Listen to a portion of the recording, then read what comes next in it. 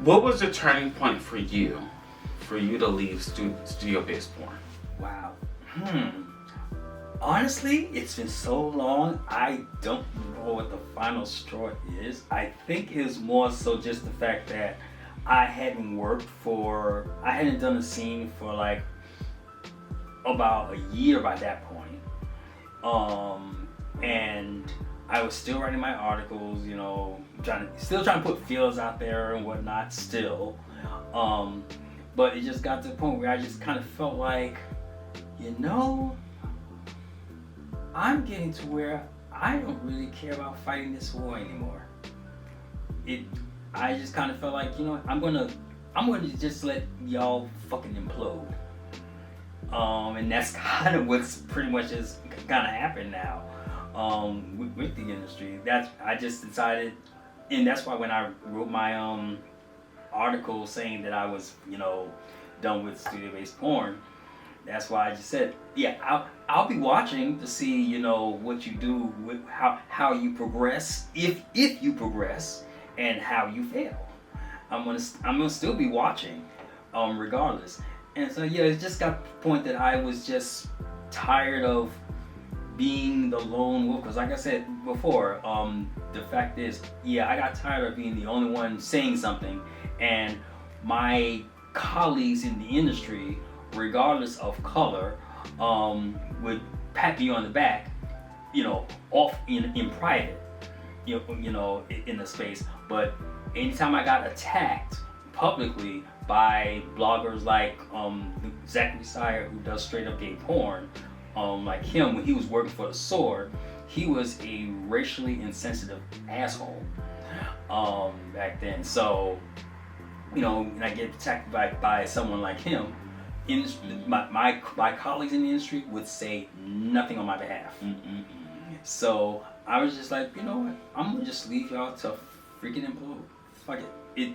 You know, it's all you want this, fine, self-destruct. Now,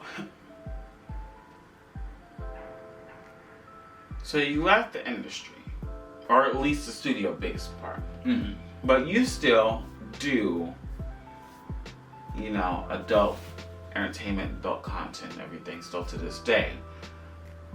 Now I'm assuming now we're talking about the era of OnlyFans and whatnot. Do you think that has helped or hurt the industry? I think it's hurt the studio-based end to a degree. But it's funny, but unfortunately, it hasn't helped what I kind of got into porn for, because I've always said that no matter whether people try to admit it or not, for a gay male, porn is their sex education, because your straight parents can't really tell you much about gay sex. And so what I'm seeing a lot of studio-based porn studios do is not something that a gay man should actually do.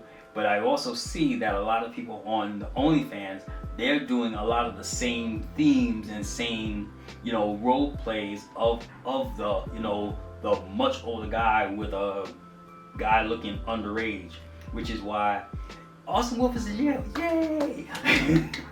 You know, things like that. But you know, things like that, or the whole step siblings and step parent sex and all of those themes and whatnot. Still, as far as I'm concerned, depravity, because I'm not fucking my stepfather was the closest thing to a real dad I had. There was no way in the world I could ever think of having an encounter with him. So no. I'm curious who, and I have an inkling, but I'm curious who the fuck comes up with these type of themes for these type of. It's unfortunate, but I feel like it's people just, they want to keep coming up with this idea of what's the next thing. It's like they think that they have this idiotic mindset that says we've, you know, done the, you know, regular sex thing enough. Let's come up with a theme now for it. But why people just want siblings? People just, thing is, it's porn. People just want to watch you fuck or stroke your dick. They don't care. Because for me personally, I'm sure a lot of people have done this. I fast forward to the actual sex part. For me, after a while, listen, you have about 15 minutes to get everything done and over with before I start, like, if I see it's like 30 minutes or over, I'm not watching, I'm sorry. I won't do it. Because foreplay should not take fucking 30 minutes to do. That's why I can't stand Bellamy. Oh my God, listen. Because I be watching these videos be over that, like, nah. Because the oral be like, because I be watching the oral scenes and the Bellamy, I'm like, what are you so stuck? I'm like, would you hurry the fuck up? Get to the point. I want to see you nut. Like, let's go. It's too much. Like, get to the point. He's been hard for God knows how long. Put it in the already. Like, get to it. Like, it's just, oh my God. Like, yeah, but yeah, no, but we digress. You know, you do what you want to do, you know. But, you know, just, I don't know, man. Like, but yeah, honestly, like I said, I love hearing these stories because I'm, you know, I get a different perspective as somebody who's not in the adult industry, but I have done sex work and everything. Which we'll get into this conversation about the difference between, you know, a porn and escorting, because we talked about that and everything. But it's always good to hear these stories because I was always curious about the behind the scenes aspects. Even I think you and I talked about the one topic I brought. I was like, out of curiosity, out of the people you know, when you were all doing adult or like in studio-based porn, about people's hygiene. Now, the reason why I brought that because I'm a bitch about hygiene, and nowadays a lot of men don't have proper hygiene, you know, even when we hooking up and everything. And so I was always curious because I've seen porn videos from the 2005 and whatnot where their socks were dirty and whatnot, and I was just curious. I'm like, have you ever had a scene where certain people's hygiene wasn't? Oh, well, I can't say for the studio-based stuff that I had that issue. Well, for most of my studio stuff, that's been put out there for the public to see. I didn't have that issue. But I'm gonna name drop again, because I did have supposed to be an experimental video that I was supposed to be doing with Treasure Island Media. I actually wrote a whole blog post about this, by the way. He always writing some damn blogs, man. but yes, but you're hearing it directly from my mouth. But the situation was that the experiment was supposed to be about maybe 5 of us. Everyone's supposed to be versatile, and when the sex was to start, all we know, for at least for me, the room was hot as hell, and this one guy who came in, one of the last guys to come in, his underarm odor just filled up the room. And I know for me personally, when it comes to body odor, it's one of 2 things for me. Either I'm really into you from the moment I meet you, or I know you well enough that, you know, that your body odor is, you know, you done did something strenuous to cause that body odor, and I know you well enough to be okay with that. So it has to be one of those 2 scenarios. Since this is the first time I'm being with this person, the fact that his underarm odor was filling up the room, and no one was staying hard. And another thing was that I also mentioned, one of the other performers, guys who were sitting while we were sitting around and waiting, he was saying that the room was warm. I didn't know that yet. When he asked the director, "Can you turn off the heat?" The director with his big fat self sat there and said no. At first, I had just walked in the room, so I'm just getting my body temperature normal after being out in the cold, because it was dead cold winter that day. So once I got settled in, I realized, oh shit, it is warm in here. And so everyone's overheated at that point. And if you've seen a Treasure Island Media video, you probably realize now that most likely those rooms are probably heated the hell up because everyone in the Treasure Island Media video is usually sweaty as hell. I only seen one with the. Well, I've seen a few, but like there's one in particular I watched with the performer Samson, blonde dreads. Sounds somewhat familiar. But yeah, that's... Yes. And I even seen one of the performers. There was another video. It was one performer and Fat Daddy. One of the performers I actually seen here one day, but that's a whole nother topic that can be discussed later.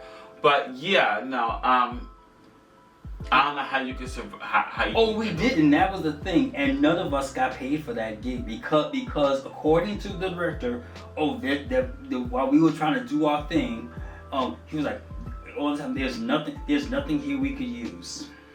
Well, turn the fucking heat down, dummy. Exactly. Turn the heat. No, that's what I said in my article. I said when the first performer said, can you turn off the heat or turn down the heat, you should have accommodated him. Mm-hmm. And when the guy his armpit started smelling, like chives and onions. You should have either told him wash off, put on deodorant, or send him home. You should have put on deodorant before you got there, or had like at least if you a smart bitch, you put it in the bag, like right. Yeah. Nah, listen. When it comes to body odor, I can do feet because I'm a feet guy. But even with that, I have to be attracted to you. I have to. Right. You just can't be no regular nigga and just be no. I have to be attracted to you. I can do that. Anything else? Should you start smelling all over, you gotta go. I've kicked plenty of people out of my bed. I can't do it. I'm sorry, my nose is too sensitive and I can smell everything, and I do mean everything. And shit, I can't do it. It's a no. Right. That was when it comes to the studio, that was the only time I had a studio issue, and at least because of according to the director that Maxwell, that's his name, because according to him that there was nothing up to their standards, it was never used. So yes, that video has not seen the light of day. Good. Now what about non-studio based? Oh no! Everyone I've hooked up with off camera, or just homemade porn, period. All them people I've, we're okay. There was one you hooked up with that was my actual favorite. I'm sorry. That was Elijah Wilde. Oh, that was from the Mass Collab part. Yeah. Yes. But that's a topic for another day. Anyways, getting back on track. Oh my God, I lost my train of thought. See, you said Elijah Wilde, that did everything. No. Listen, I'm actually surprised I'm actually still able to kind of keep on track, being that I didn't write this shit down. Usually my brain works that way, but okay. So, after all that, stuff like that, now you're navigating the OnlyFans era right now, and the content creator, which, like I said, is oversaturated. Yeah, that's why I don't put much effort into it, because of the fact of its oversaturation. The racism in how you get a following is still there, because a lot of people who get a following, a lot of black performers I see who get a following are usually the black guys who once again play that very same old role of being the uber aggressive, black top, topping a bunch of white guys. So I have no intention of playing into that. So like I said, I'm not really pushing hard in trying to get a following. Only reason I even made an account on there and Just Fans was just for there to be a place to put out any ideas that I may have for content. Because on the side, I have been for a while been blogging for this sex toy company Kiru. So sometimes it's just to test their put on display their products, or even if it's just some sex toy that I came across on my own. And so that's what I usually use my OnlyFans for. Occasionally I will, get with somebody in some of my videos that I've met, because I do have a video from my birthday in 2023. That guy I met at a party at Naked Gamer Night a couple years ago. Yeah. yeah, so I mean, that guy, another guy I met at the same party where you said about Elijah Lyle. I love that. Where I met another guy at that same party. That was one of my homemade videos as well. But I'm not really pushing. Yeah, most of the content I've seen of you, because he knows I follow him on all the stuff and whatnot. A lot of it is more so like the self-pleasure stuff, which I think that most of us really need to start doing, because that gives us an opportunity to really explore our bodies. Because from my experience, most of the people who I've been with, they haven't really explored their bodies and really explored what they really genuinely like and dislike and whatnot. But what I wanted to bring up was, do you feel that porn, whether it be studio-based or, OnlyFans or whatever the hell, do you feel that it has affected intimacy and like just the everyday average person who's not into,